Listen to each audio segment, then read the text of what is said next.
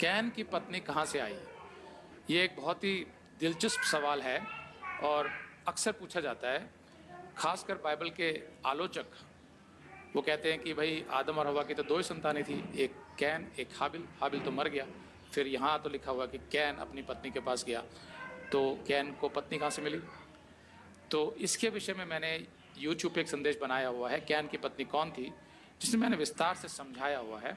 यहाँ पर मैं संक्षेप में बता देता हूँ कि जब बाइबल पंक्तियों का इस्तेमाल करती है अपनी आयतों में, तो कभी कभी पंक्तियों के बीच में सैकड़ों साल निकल जाते हैं।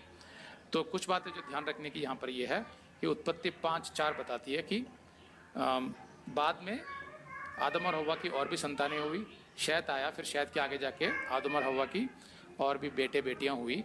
तो उस समय जब पृथ्वी पर लोग नहीं थे, तो जाहिर सी बात है कि भाई बहन वही आपस में शादी करते थे।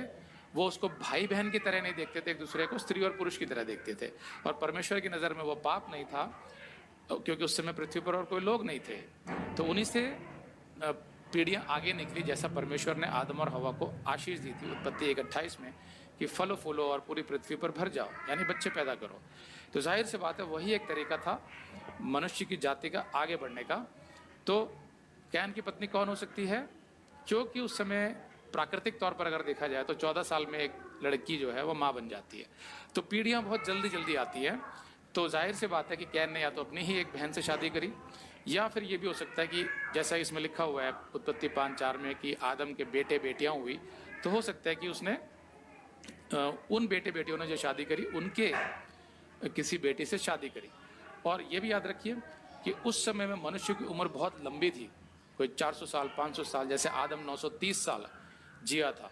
आदम को जो शैत हुआ था वो 130 साल का जब हुआ था तब हुआ था शैत। तो इस तरीके से अगर आप देखेंगे तो कैन ने अपने ही परिवार से शादी करी, जो बिल्कुल सामान्य सी बात थी। लेकिन उस संदेश में मैंने ये भी समझाया हुआ है कि एक समय ऐसा आया मूसा के समय में जब परमेश्वर ने निकटतम संबंधियों से विवाह करने के लिए रोक लगा दी, चाहे वो भाई बहन हो या और कोई निकटतम संबंधी हो। परमेश्वर ने कहा अब से ऐसा नहीं करना है, ये पाप कहलाएगा। और तब से लेकर आज तक वो वैसा ही चल रहा है।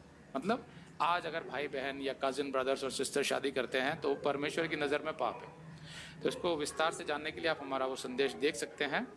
यहाँ पर सिर्फ आपको इतना ही समझना है कि कैन अपनी पत्नी के पास गया जो उसी के परिवार यानी आदम और हवा की संतानों में से ही था, और तब वह गर्भवती हुई और हनोक को जन्मी।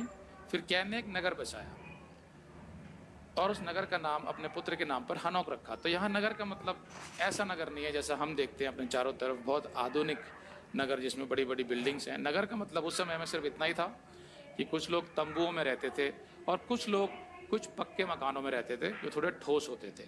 वो नगर था, कोई बहुत बड़ा नहीं होता था वो।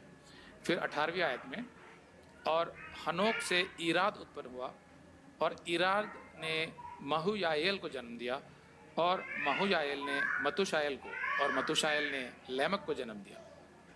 अब ये नाम आसान तो नहीं है बोलने में, लेकिन यही नाम थे बाइबल में। जब आप उत्पत्ति 5 में आदम के पुत्र शेत की वंशावली देखेंगे तो पाएंगे कि शेत की वंशावली और कैन की वंशावली में कई नाम मिलते जुलते हैं।